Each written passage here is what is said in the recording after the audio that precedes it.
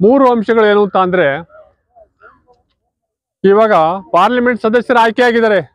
Parliament ಸದಸ್ಯರಿಗೆ ತಾವೆಲ್ಲರೂ ಕೂಡ ನೀವಿರ್ತಕ್ಕಂಥ ಕ್ಷೇತ್ರದಲ್ಲೇ ಮನವಿ ಪತ್ರನ ಸಲ್ಲಿಸಿ.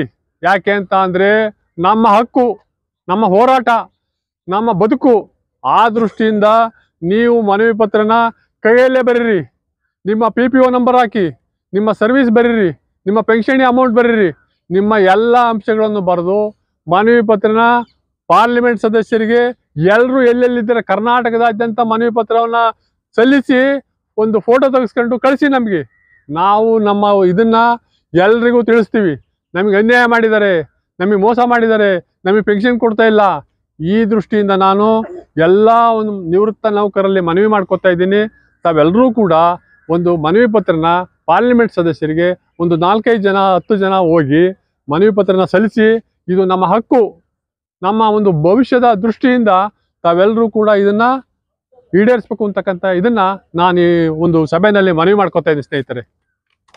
ಎರಡನೇದಾಗಿ, ಈ ಕೋಶಿಯಾರ್ ಕಮಿಟಿ ಅಂತ ಹೇಳಿ 2014ರಲ್ಲಿ ಸರ್ಕಾರ ಕೊಡ್ತು. 3,000 ರೂಪಾಯಿ ಪೆನ್ಷನ್ನು DA ಮರ್ಜಿ ಮಾಡಿಬಿಟ್ಟು ಕೊಡಿ ಅಂತೇಳಿ ಅಂದಿನ ಸರ್ಕಾರ ಆದೇಶ ಮಾಡ್ತು.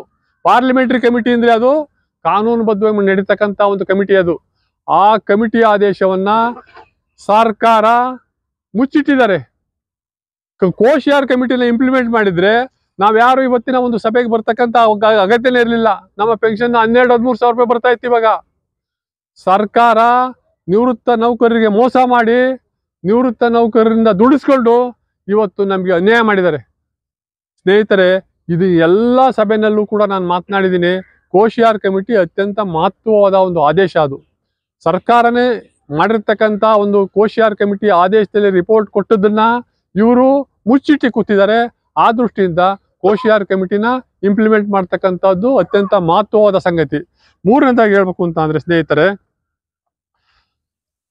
ಇವಾಗ ಈ PF ಅಧಿಕಾರಿಗಳು ಏನ್ ಮಾಡಿದ್ದಾರೆ ಅಂತಂದ್ರೆ, ಕೆಲವು KMF ನೌಕರರಿಗೆ ಪೆನ್ಷನ್ ಕೊಟ್ಟಿದ್ದಾರೆ. KMF ನೌಕರರಿಗೆ ಪೆನ್ಷನ್ ಕೊಟ್ಬಿಟ್ಟು ಕಳೆದ ತಿಂಗಳು ದೊಡ್ಡದಾಗಿ ಪ್ರಚಾರ ಮಾಡಿದ್ರು. ಎಲ್ಲ ಇದನ್ನ ಇಂಪ್ಲಿಮೆಂಟ್ ಮಾಡ್ತಾ ಇದ್ದೀವಿ, ನಾವು ಎಲ್ರಿಗೂ ಪೆನ್ಷನ್ ಕೊಡ್ತಾ ಇದ್ದೀವಿ ಅಂತೇಳಿ. ಆದ್ರೆ ಎಲ್ಲ 72 ಲಕ್ಷ ಜನಕ್ಕೂ ಅವ್ರು ಪೆನ್ಷನ್ ಕೊಡ್ತಕ್ಕಂಥ ಜವಾಬ್ದಾರಿ ಅವ್ರ ಮೇಲಿದೆ. ಎಲ್ಲ ಅಪ್ಲಿಕೇಶನ್ ಅವ್ರು ರಿಸೀವ್ ಮಾಡ್ಕೊಂಡು ಕಾನೂನುಬದ್ಧವಾಗಿ ಅವ್ರು ಏನ್ ಮಾಡ್ತಾರೆ ಮಾಡ್ಲಿ. ನಮ್ಮ ಅಪ್ಲಿಕೇಶನ್ ಜಾಯಿಂಟ್ ಅಪ್ಲಿಕೇಶನ್ ಸಬ್ಮಿಟ್ ಮಾಡಿ ಅಲ್ಲೇ 1 ವರ್ಷ ಆಯ್ತು. 1 ವರ್ಷದಿಂದ ಯಾವುದೇ ರೀತಿಯಾದ ಒಂದು ಸೂಚನೆಯನ್ನ ಕೊಟ್ಟಿಲ್ಲ. 1 ವರ್ಷದಿಂದ ಮಲಗಿಬಿಟ್ಟಿದ್ದಾರೆ ಅವರು. ಅಧಿಕಾರಿಗಳಿಗೆ ಮೊನ್ನೆ ನಾನು ಪ್ರಶ್ನೆ ಕೇಳಿದೆ, ನೀವು ನಿಮ್ಮ ಏನು ಅಧಿಕಾರದ ವ್ಯಾಪ್ತಿ ಏನು ಬರುತ್ತೆ, ನ್ಯಾಯಾಲಯದ ಆದೇಶವನ್ನ ಉಲ್ಲಂಘನೆ ಮಾಡಿಬಿಟ್ಟು ನೀವು ಬೇಕಾದಂಗೆ ನಮ್ಮ ಮನವಿನ ಇಸ್ಕೊಂಡ್ಬಿಟ್ಟು ಯಾವುದೇ ಪ್ರತಿಕ್ರಿಯೆ ಕೊಡದಲ್ಲೇ ಕೂತಿದ್ದೀರಲ್ಲ, ಏನು ಸಮಾಚಾರ ಅಂತ ನಾನು ಓಪನ್ ಆಗಿ ಕೇಳಿದೆ ಮೇಡಮ್ಗೆ. ಮೇಡಮ್ನವರು ನಾವು ಎಲ್ಲ ಕಳಿಸ್ತೀವಿ, ಹಂಗೆ ಮಾಡ್ತೀವಿ, ಹಿಂಗೆ ಮಾಡ್ತೀವಿ, ಮುಂದೆ ಮಾಡ್ತೀವಿ ಎಲ್ಲ ಏನೇನು ಹೇಳಿದ್ದಾರೆ. ಆದರೆ ನಾವು ಅದನ್ನ ಯಾವುದು ಕೇಳಲಿಕ್ಕೆ ಸಿದ್ಧ ಇಲ್ಲ. 29ನೇ ತಾರೀಕು ಜುಲೈನಲ್ಲಿ ಎಲ್ಲರೂ ಕೂಡ ಬರಬೇಕು. ಹೆಚ್ಚಿನ ಸಂಖ್ಯೆಯಲ್ಲಿ 29ನೇ ತಾರೀಕು ಅಧಿಕಾರಿಗಳನ್ನ ನಾವು ಪ್ರಶ್ನೆ ಮಾಡೋಣ. ಏನು ತಿಳ್ಕೊಂಡಿದ್ದಾರೆ, ಏನು ನಿವೃತ್ತ ನೌಕರರು ಅಂದ್ರೆ ಏನು ತಾವೇನೆಲ್ಲ ಮಾಡಿಬಿಟ್ರೆ ನಾವು ಮಾಡಿಸ್ಕೊತಾರೆ ಅಂತ ತಿಳ್ಕೊಂಡಿದ್ದಾರಾ? ಖಂಡಿತ ಸಾಧ್ಯ ಇಲ್ಲ. 29ನೇ ತಾರೀಕು ನಾವು ಒಂದು ಮಹತ್ವವಾದ ಒಂದು ಪ್ರತಿಭಟನಾ ಸಭೆಯನ್ನ PF ಕಚೇರಿ ಮುಂದೆ ನಡೆಸೋಣ. ಆ ದೃಷ್ಟಿಯಿಂದ ಸ್ನೇಹಿತರೆ, ತಾವೆಲ್ಲರೂ ಕೂಡ 29ನೇ ತಾರೀಕು ತಪ್ಪದಲ್ಲೇ ಆಗಮಿಸಬೇಕು. ಜೊತೆಗೆ 29 ಮತ್ತು 30ನೇ ತಾರೀಕು ಶ್ರೀ ರಮಾಕಾಂತ್ ಮತ್ತು ಸ್ವಾಮಿಯವರು ಮತ್ತು ಕರ್ನಾಟಕದ ಅನಿಲ್ ಇನಾಮ್ದಾರ್ ಎಲ್ಲ ಸೇರಿ ಒಟ್ಟು 11 ಜನ ನಾವು ನವದೆಹಲಿಗೆ ಹೋಗ್ತಾ ಇದ್ದೀವಿ. 28ನೇ ತಾರೀಕೆ ಹೊರಡ್ತೀವಿ.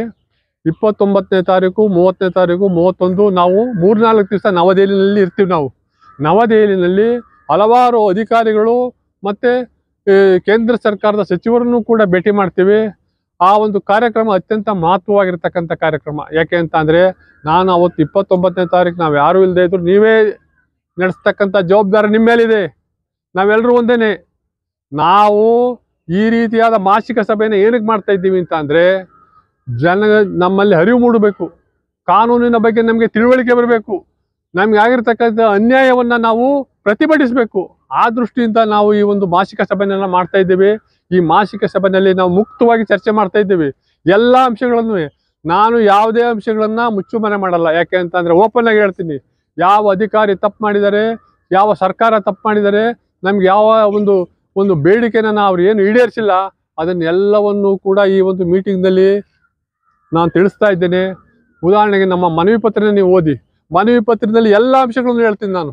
ಪ್ರತಿಯೊಂದನ್ನು ಯಾವ ರೀತಿ ನಮಗೆ ಮೋಸ ಮಾಡಿದ್ದಾರೆ, ಯಾವ ರೀತಿ ನಮ್ಗೆ ಅನ್ಯಾಯ ಮಾಡಿದ್ದಾರೆ, ಈ ಎಲ್ಲ ಅಂಶಗಳನ್ನು ಕೂಡ ಓಪನ್ ಆಗಿ ಹೇಳ್ತೀನಿ.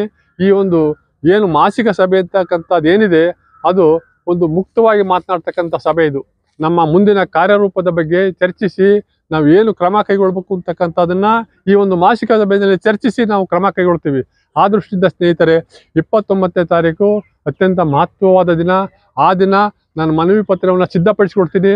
ತಾವೆಲ್ಲರೂ ಕೂಡ ಮನವಿ ಪತ್ರನ ನಮ್ಮ ಸಂಘಟನೆಯ ಎಲ್ಲ ಪದಾಧಿಕಾರಿಗಳು ಕೂಡ ಇರ್ತಾರೆ. ಅವತ್ತು ಪ್ರತಿಭಟನೆ ಇರುತ್ತೆ. ನೀವು ಮನವಿ ಪತ್ರನ ಸಲ್ಲಿಸಿ ನಾವು ನವದೆಹಲಿಯಲ್ಲಿ ಮುಂದಿನ ಕ್ರಮ ಕೈಗೊಳ್ತೀವಿ. ನಾವು ಅಲ್ಲಿ ಹಲವಾರು ಅಧಿಕಾರಿಗಳು ಸಂಬಂಧಪಟ್ಟ ಸಚಿವರನ್ನು ಕೂಡ ಭೇಟಿ ಮಾಡಿ ನಾವು ಮುಂದಿನ ಕ್ರಮ ಕೈಗೊಳ್ತೀವಿ ಅಂತಕ್ಕಂಥ ಮಾತನ್ನ ನಾನು ಇವತ್ತು ಹೇಳಕ್ಕೆ ಇಚ್ಛೆ ಪಡ್ತೀನಿ ಸ್ನೇಹಿತರೆ.